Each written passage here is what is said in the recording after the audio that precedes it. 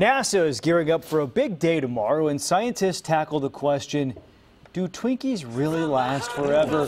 Professor Cody Stark wants to slap you with some science. Very exciting. We got a new camera person to help me out with this, Stuart Little.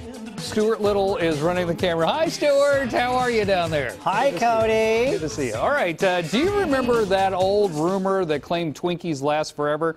Well, it turns out it's an absolute myth. Have you people not seen Zombieland? Come on. They go bad. They go really, really bad. Twitter user Colin Pergington got so bored he decided to test this theory by biting into the Twinkie that he had in 2012. He's had it since 2012. He described the experience as, and I quote, chewy and smelling like rotten ginkgo fruit. Oh, ooh. Ginkgo fruit doesn't smell good when it's not rotten. It kind of smells like feet. You would think he would have stopped, but he kept going. He came across this shriveled up Twinkie, decided to send it to a lab to find exactly what type of fungus was growing in there. The experts at West Virginia University and Operation Moldy Twinkie began. The good news is they were able to identify the spore that caused the Twinkie to go bad, but couldn't explain why the Twinkie ended up looking so yucky. Ugh. All right, you've been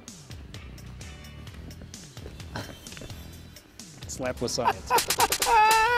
From moldy Twinkies, we've got some news from space. NASA is preparing to touch down on an asteroid, Bennu, where it will take samples and then bring them back to Earth by 2023. How cool is that?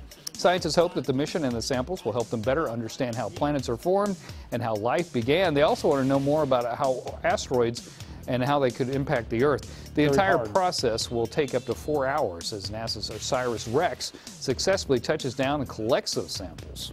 Cool, huh? Interesting. Yeah. I feel like that should take longer than 4 hours. Yeah, it's pretty impressive. Yeah, it's pretty good. All right, you've been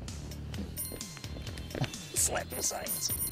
How are your knees doing on this thing? A little creaky. Yeah? A little creaky. Okay. Someday you could see some selfies from space. NASA has announced plans to establish a 4G cell phone network on the surface of the moon. Why don't they just go ahead and upgrade to 5G? You know what I'm saying? If we're going to do it up big.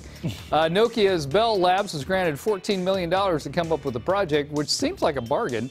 It's part of a goal to build a lunar base by 2028, and they got to talk to each other and all that stuff.